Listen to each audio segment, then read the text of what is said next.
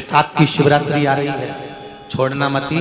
कल शिवरात्रि की कल पूजन करोगे, इसमें जो जो सामग्री आपको वर्णन करी गई है, सामग्री का स्मरण तो आपको होगा कि जो जो सामग्री आपको बताई गई है, 1 लोटा जल, गेहूं के 21 दाने, कमलगट्टे 5, चावल साबुदाने 108, आखा चावल जो होता है, काली मिर्ची 21, काली तिल 1 चुटकी, धतूरा 1, बेलपत्र 7, शमी पत्र 7, गुलाब के फूल 7, सुपारी गोल 3 नग, 2 गौरा गणेश बनाने के लिए, 1 संकल्प के लिए, जनेऊ 2, देशी घी के दीपक 1 आरती के लिए और 1 अखंड जलाने के लिए, फल 2, मिठाई प्रसाद, इत्र, पीला चंदन, मोली, कलेवा नाड़ा, कपूर, लौंग, चावल, पंचामृत, दूध, दही, घी, शहद, शक्कर, गंगा जल, मिट्टी का शिवलिंग का निर्माण, और जो भी दिल से बाबा को आप समर्पित कर रहे हैं, भाव से, आनंद से, शिव आराधना का भाव। शमी पत्र प्रयास करना कि घर में जितने सदस्य हैं, प्रत्येक सदस्य का शमी पत्र पर स्पर्श हो जाए, या एक शमी पत्र घर का एक व्यक्ति अवश्य चढ़ाए। उससे जीवन में कहीं मार्ग अवरुद्ध हो रहा है, रुक रहा है, व्यापार रुक रहा है, या लक्ष्मी आने से रुक रही है, तो शमी पत्र शिवजी पर शिवरात्रि के दिन कल समर्पित जब आप लोग करेंगे तो उससे मार्ग खुल जाता है। जैसे बच्चों की पढ़ाई का हो, या व्यापार का हो, या व्यवसाय का हो, तो शमी पत्र का प्रयास जरूर करिएगा कि सब एक अलग अलग। मेहमान भी अगर आए हैं तो वो भी अपना शमी पत्र चढ़ाए तो अच्छी शिव आराधना। साथ की शिवरात्रि आ रही है, छोड़ना मती।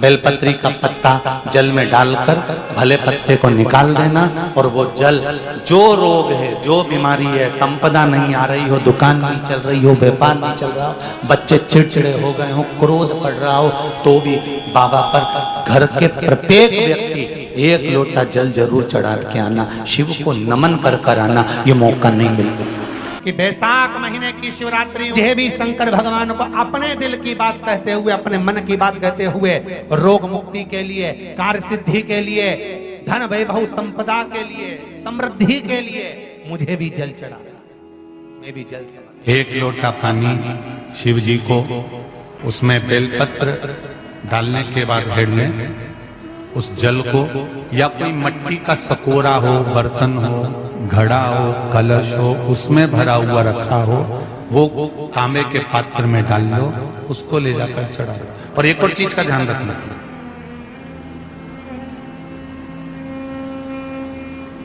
अगर असाध्य रोग, जैसे ऐसा रोग हो जो समाप्त नहीं हो रहा हो, कैंसर, किडनी, लीवर, या किसी का डायलिसिस चल रहा हो, या लीवर काम नहीं कर रहा हो, या शरीर की कोई हड्डी जुड़ नहीं रही हो, तो जो जल शिवजी को लोग चढ़ा रहे हैं, वो जल को आचमन कर लेना। और आचमन शंकर भगवान की छोटी बेटी अशोक सुंदरी के नाम से करना, उसका आचमन केवल अशोक सुंदरी के नाम से। और शंकर भगवान की सबसे छोटी लड़की अशोक सुंदरी नंदन वन में पैदा हुई, जन्म ली, नंदन वन में जन्म। नंदन वन मतलब काशी। घर के छोटे बच्चों को भी बोलो, बड़ों को भी बोलो, बुजुर्गों को भी बोलो, चलो 1 लोटा पानी चढ़ा के आते हैं, चलो। अगर कैंसर का रोग है, या किडनी, या लीवर, या बुखार, पेट से जुड़ा हुआ, सिर से जुड़ा हुआ, कंधे से जुड़ा हुआ, या घुटने से जुड़ा हुआ, या रीढ़ की हड्डी में कहीं पानी भरा गया हो, या कमर झुक रही हो, कोई भी रोग उधर से लेकर शरीर के अंदर नहीं भागता है और वो बेकार हो रहा है, तो बैसाख का महीना चल रहा है राकेश देवी जी, बैसाख का महीना चल रहा है। बैसाख के महीने की शिवरात्रि के दिन, बैसाख के महीने की जो शिवरात्रि आई है, हर महीने शिवरात्रि आती है, तो बैसाख की जो शिवरात्रि है, इस शिवरात्रि के दिन सुबह 8 बजे से लेकर 11 बजे के बीच में 1 लोटा पानी, उसमें थोड़ा सा बेल का फल मिल जाए, उस फल का थोड़ा सा भाग, या तो बेल का फल का अगर छिलका मिल जाए तो उसमें पानी भरकर तांबे के लोटे में डाल लो, या बेल का फल नहीं मिले तो बेलपत्री को लेके उसमें डुबो दो और डुबो के बेलपत्री को बाहर निकाल दो। वो पानी भगवान शंकर को शिवरात्रि के दिन, वैशाख महीने की जो शिवरात्रि है, वैशाख के महीने में प्रत्येक महीने शिवरात्रि आती है, वैशाख के महीने की शिवरात्रि के दिन सुबह 8 बजे से लेकर 11 बजे के बीच में शंकर भगवान को अपना रोग और बीमारी का लेकर शंकर भगवान को जल समर्पित कर जाओ।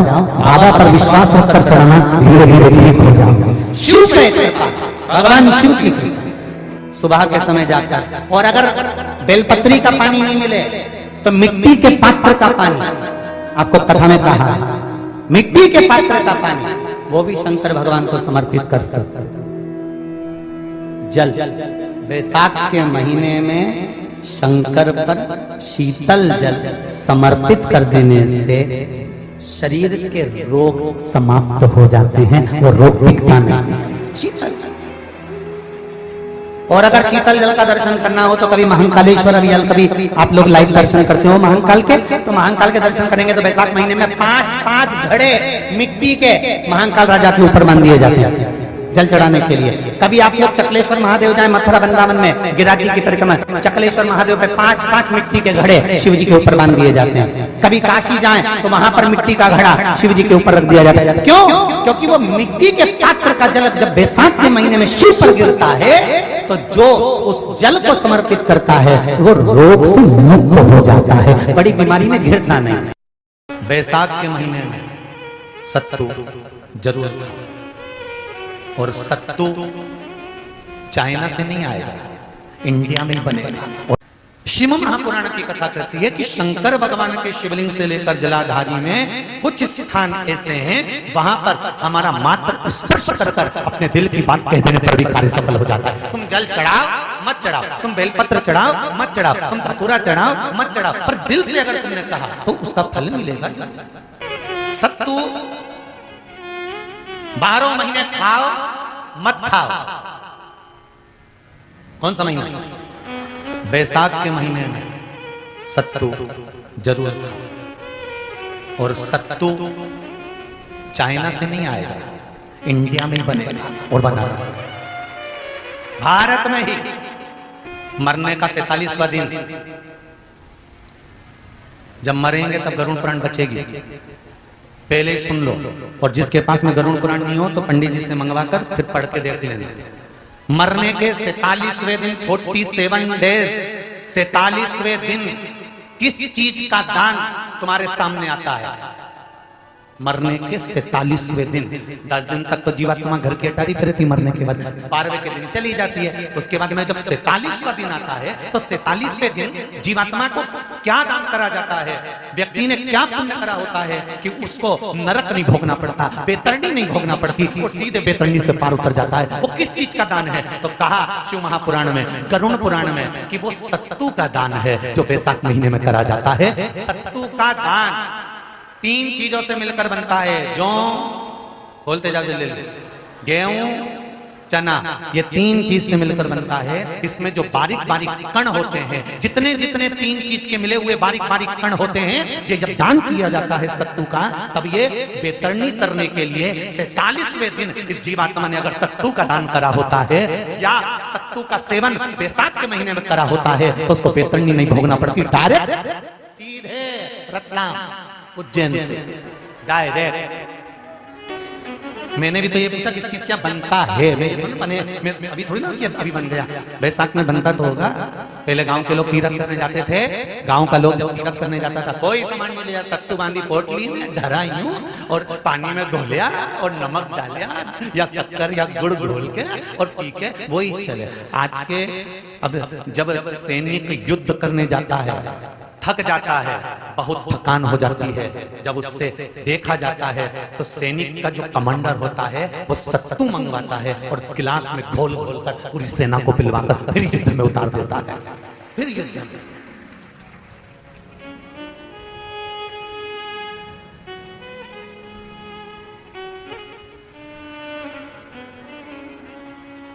साधारण नहीं है महाराज, सत्तू में जितने बारीक बारीक कण होते हैं, जितने बारीक बारीक कण, अब तुम्हें काम करना, अभी जब फ्री हो तो एक कागज पे रख के सत्तू का एक कण गिनना, 1 2 3 बारीक बारीक गिनते रहना जरा। तो तुम्हारा क्या जाए गिनने में? भगवान कृष्ण के हाथ में पट्टी बंधी थी तो उनने भी तो रुक्मणी को गिनने को दिया था, जरा गिन तो जरा इसमें कितने धागे हैं। रुक्मणी जी ने कहा इसमें 9,999 धागे हैं। भगवान ने कहा बस यही 9,999 मुझे द्रौपदी को वापिस लौटाना है। गिनती लगा लो, अभी अभी लगा लो, ऊपर तो भगवान गिन के बता ही देगा कि तुमने जो सत्तू दान करा था, तुमने जो सत्तू खाया था, तुमने जो सत्तू भगवान को दिया था, सत्तू का लड्डू बनाकर तुमने बैसाख महीने में भगवान की जो पूजन करी थी, तो अमावस्या के दिन, पूर्णिमा के दिन या अक्षय तृतीया के दिन तुमने जो सत्तू दिया था, भगवान तो गिनती बता देगा कि उस सत्तू में कितना कण था।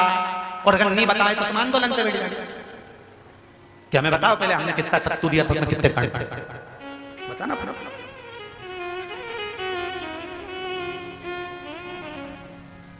एक शिव की आराधना में चांगुना ने 1 लोटा जल भरा, उसमें थोड़ा सा चंदन डालकर बेलपत्री के वृक्ष के नीचे ले जाकर डाल देती, थोड़ा सा जल बचाकर शिव जी को डाल देती। शंकर भगवान ने एक दिन चांगुना के सामने मन में विचार प्रकट करा और पार्वती जी से कहा, पार्वती एक बात समझ में नहीं आती, आधा जल ये बेलपत्री को देती है, आधा जल मुझे देती है। जब आधा जल मुझे देती है तो मुझे बड़ा गुस्सा आता है, क्योंकि बच्चे और बूढ़े ये दोनों एक समान हैं।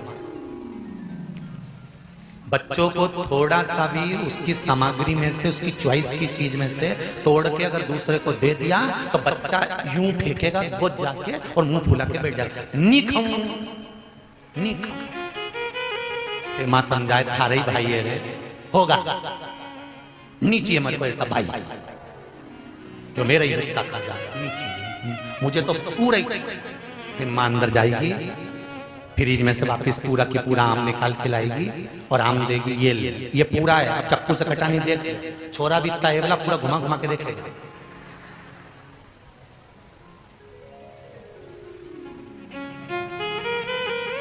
पूरा देख लिया तब नहीं।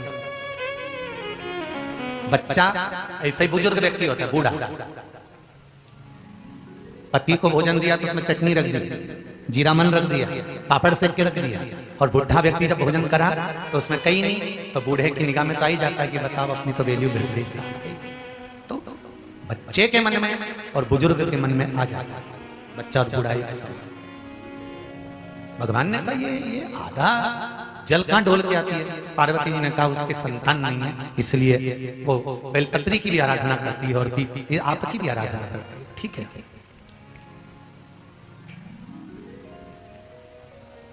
भगवान देवादिदेव महादेव ने देखा चांगुना ने बहुत सेवा कर ली। आज भगवान सुंदर एक संत का रूप धरकर चांगुना के दरवाजे पर पहुंच गए, अलग जगह। चांगुना दौड़ कर आई, बाबा जी आइए, क्या लाऊं मैं आपके लिए? भिक्षाम देहि, भिक्षाम देहि।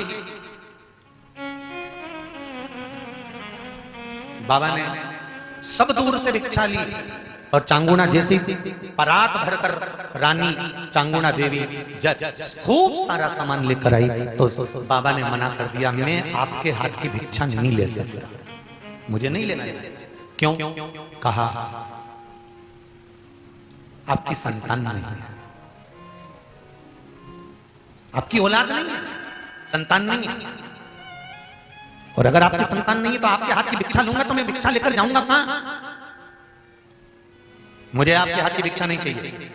इतने में चांगुना ने उस संत के चरण पकड़े और संत के चरण पकड़कर चांगुना कहने लगी, देखिए बाबा जी, जन्म, मरण और परण ये तो 3 देवादिदेव महादेव के हाथ में है। संतान देना और ना देना ये शिव जी के हाथ में है, शंकर के हाथ में।